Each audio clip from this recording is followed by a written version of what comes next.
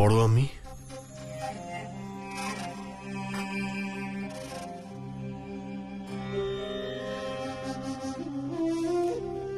এই সময় তোমাকে বিরক্ত করার জন্য ক্ষমা চাইছি শাহেনশাহ। আপনার চোখে জল? বড় আমি আজ পর্যন্ত আপনার চোখে আমি জল দেখিনি। নিশ্চয়ই কোনো সমস্যা হয়েছে, বলুন।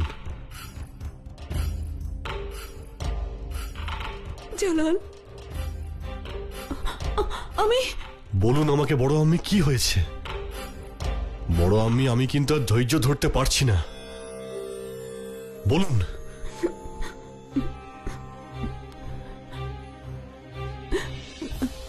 তোমার ডাল ভেঙে গেছে জালাল।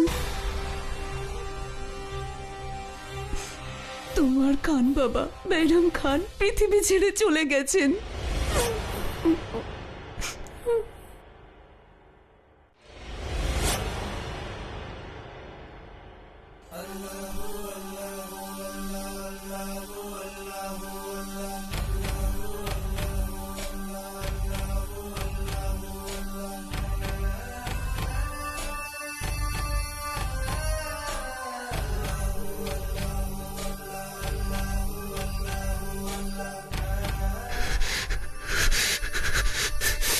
খান বাবা!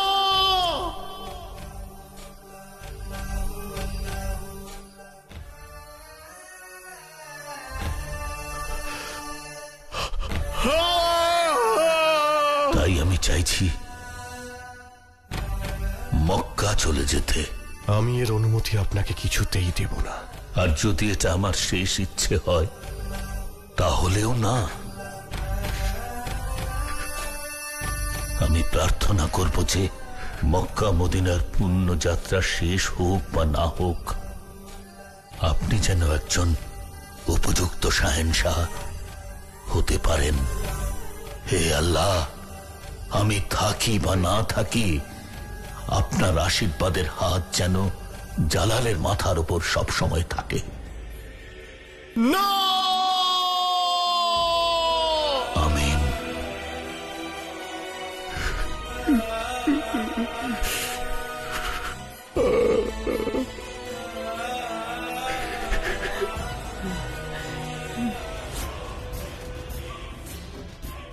আমি পাঠান মোবারক লোহানীকে বৈরাম খানের পাটানে থাকার খবর পাঠিয়ে দিয়েছিলাম, আর লোহানী নিজের প্রতিশোধ নেবার জন্য ওয়াজিরে আলা বৈরাম খানকে হত্যা করেছে।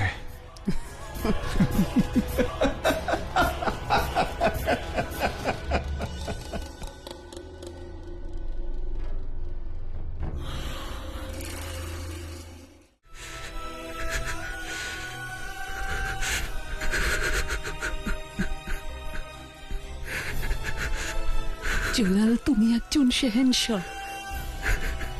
শাহেনশাহর কাঁদার অধিকার নেই। নিজেকে সামলাও জালাল। অপরাধ নেবেন না বেগম সাহেবা, হারেমে গন্ডগোল শুরু হয়ে গেছে। আপনার ওখানে তাড়াতাড়ি যাওয়া উচিত। আসুন।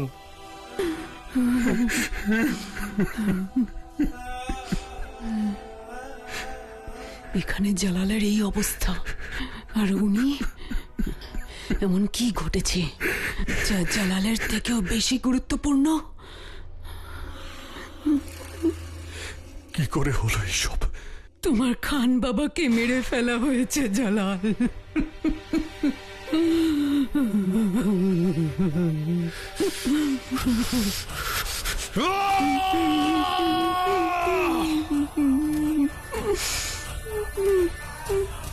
কে মেরেছে আমার খান বাবাকে? বলো বড় আম্মি, কে মেরেছে আমার খান বাবাকে? যেভাবেই হোক তাকে আমার চাই, সে জীবিত বা মৃত।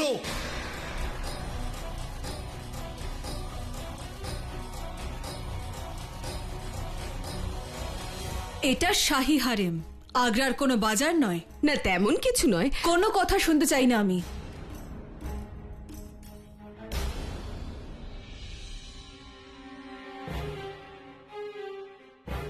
আমি মালিকায়ে হিন্দের সঙ্গে কথা বলতে চাই। যাও এখন।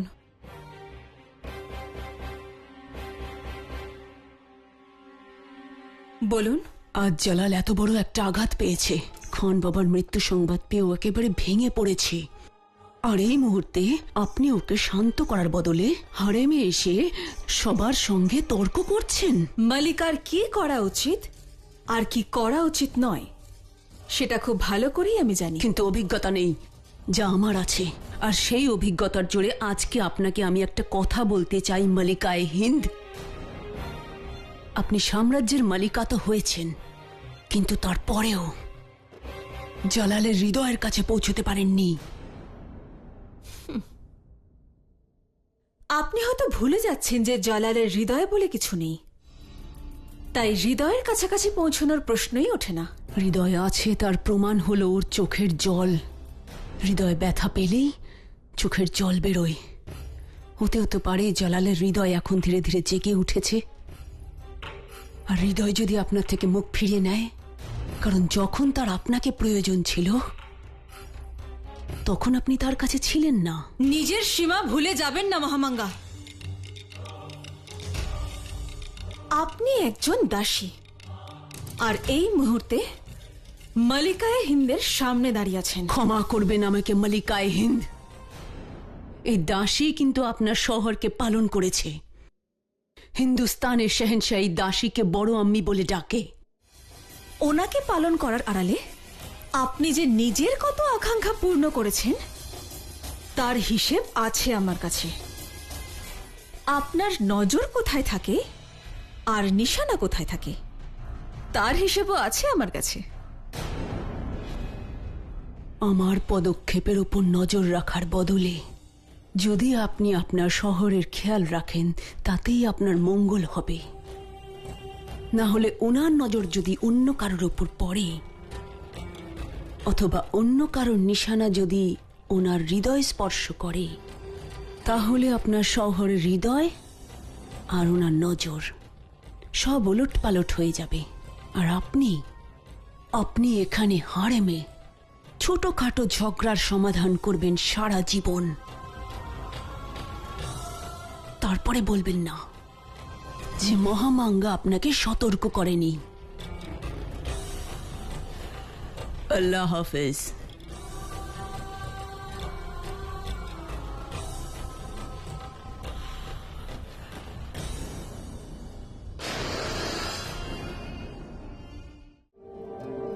শরীফুদ্দিন আমেরে আক্রমণ করেছে। যা আমি করতে চেয়েছিলাম তা ও করে দেখিয়েছে। আমেরকে আক্রমণ করায় এত খুশি হওয়ার কিছু নেই জালাল। আমেরের কি যোগ্যতা আছে? একটা ছোট্ট সাম্রাজ্য। তোমার লক্ষ্য হওয়া উচিত সারা হিন্দুস্তান। হিন্দুস্তানের উপর আমি তো কর্তৃত্ব করবই বড় আমি, কিন্তু আমেরে এমন রহস্য লুকিয়ে রয়েছে যার সমাধান আমাকে করতেই হবে। ক্ষমা করবে জালাল, আমি ঠিক বুঝলাম না কি আছে এমন আমেরে। যা এই আগ্রাতে নেই, এমনকি সারা হিন্দুস্তানেও নেই বড় আমি।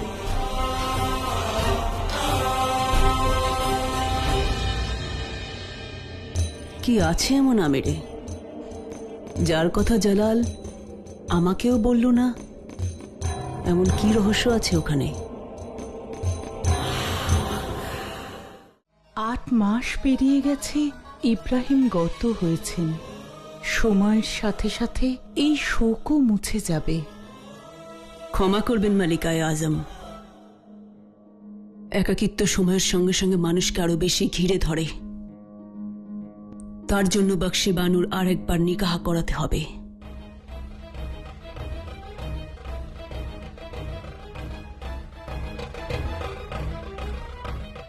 মাশাআল্লাহ, কি ভালো খবর শোনালে মুরাদ তুমি। মালবের সঙ্গে যুদ্ধে জিতে এই প্রথমবার আমার ছেলে একটা ভালো কাজ করেছে। এবার সময় এসে গেছে জালালের সঙ্গে আদম আর বক্সি বানুর নিকাহর কথা বলার।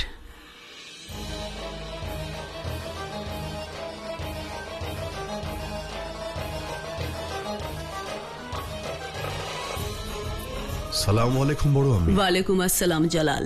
আমি আপনার কাছেই আসছিলাম আপনাকে একটা সুখবর দিতে। জানি আমি, অনেক শুভেচ্ছা তোমায়।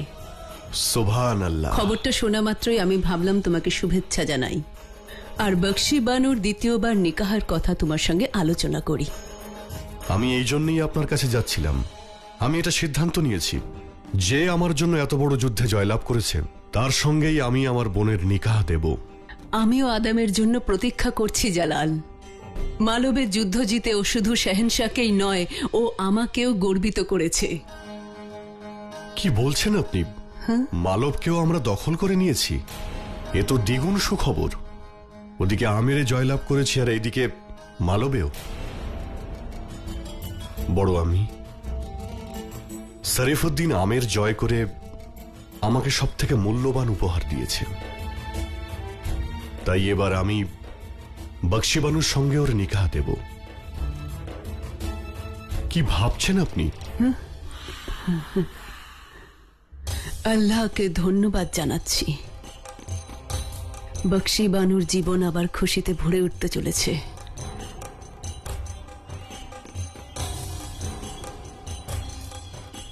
আপনি বক্সিবানুর দ্বিতীয় নিকার কথা আমাকে বলেছিলেন। আমি আপনার এই উপকার সারা জীবন মনে রাখব।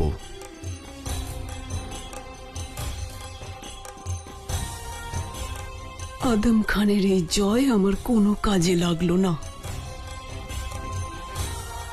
আমার ভাগ্যে কি সারা জীবন ধরে শেহেনশাহর দাসী হয়েই কাটানো লেখা আছে?